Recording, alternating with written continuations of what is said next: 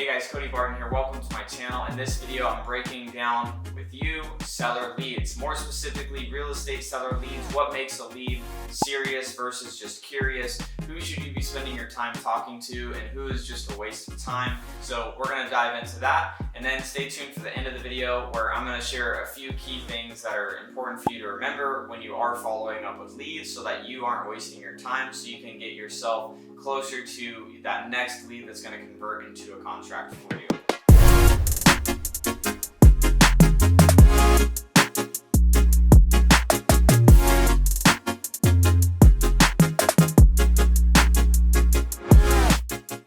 All right, so one of the things that I wanted to talk about before we get into the four pillars is understanding that you as an investor, you're going to be looking for properties that you can get a good deal on.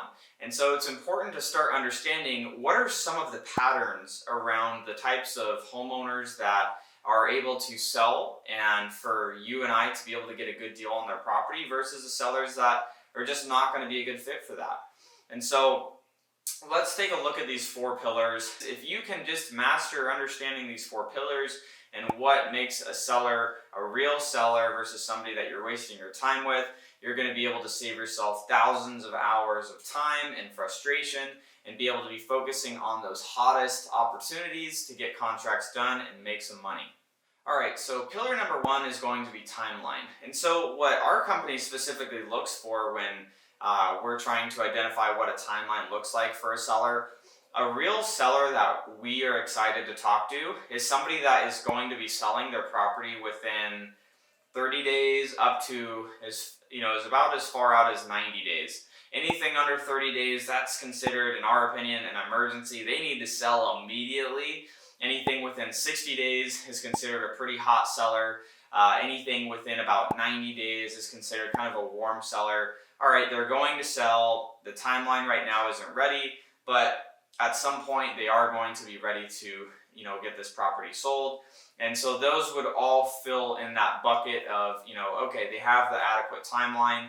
Anything after about 90 days, we generally don't really like because plans change a lot.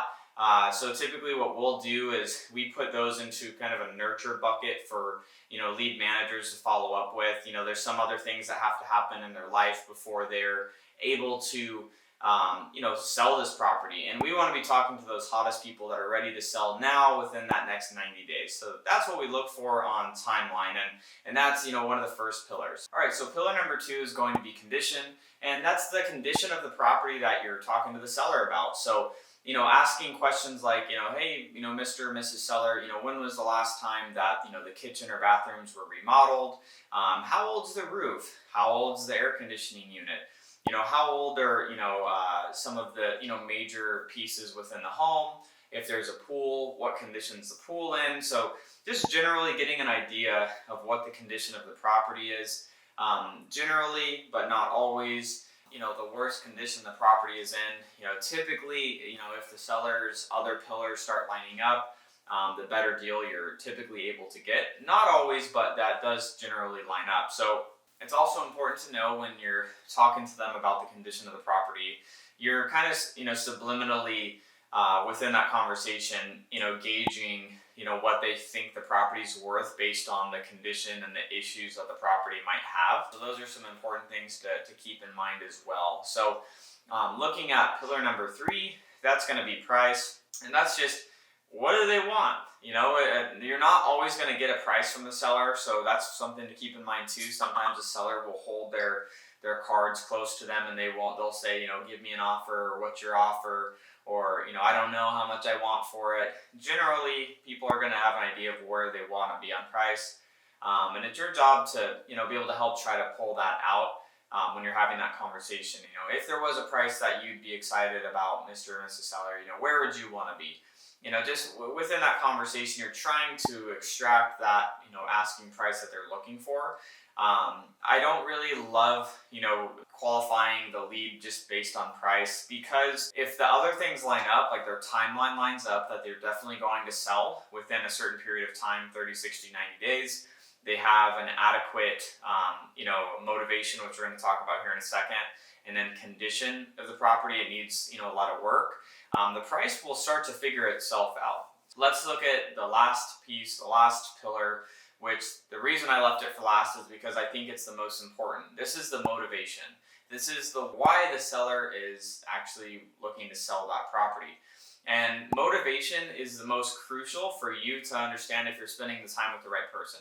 Generally, if a seller says, I just want an offer, oh, I'm just kind of fishing for offers, oh, well, what would your offer be? Well, why would you want to sell? Well, I just sell because you called me and, you'd consider giving me an offer. That's not sufficient motivation. I wouldn't waste time with people like that. You want to talk to people that, whether or not you are the one buying their property, they're going to sell. In my company, we only want to talk to homeowners that definitely want to sell. They're going to sell. Like, there's no, ifs, ands, or buts around it. They're going to sell. That's super crucial to pull out of that conversation that you're having with the homeowner is, what is the motivation to sell?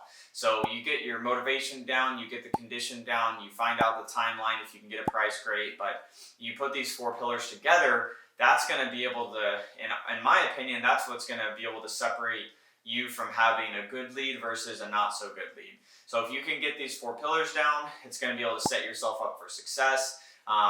If you want to know a little bit more, in depth on, okay, well, this is great to understand what a lead looks like, but how do I get leads? I have a video on my channel, somewhere it'll pop up here, on how to consistently get real estate leads, coming into your business. You can go check out that video and, get a better understanding of how do I, now that I know what a lead looks like, how do I start getting those to come in consistently? And guys, for making it all the way through this video, I have the document that our team uses for the 4 pillars, doing a little bit more in depth, written out description on each of those pillars. You can check that out in the description and download that so you can start utilizing that when you're having conversations with homeowners as well. And as always, if you're getting any value from this, let me know in the comments below. Let me know what issues you're running into when you're talking to homeowners. If you're using the 4 pillars, how that's working for you, or if you've just, started transitioning to this, and if you're having good quality conversations with homeowners now, let me know in the comments. Or if you're like, man, Cody, I don't agree with this, also let me know. But if you are getting value from this, make sure to like, subscribe, hit that notification bell, and we'll see you in the next video.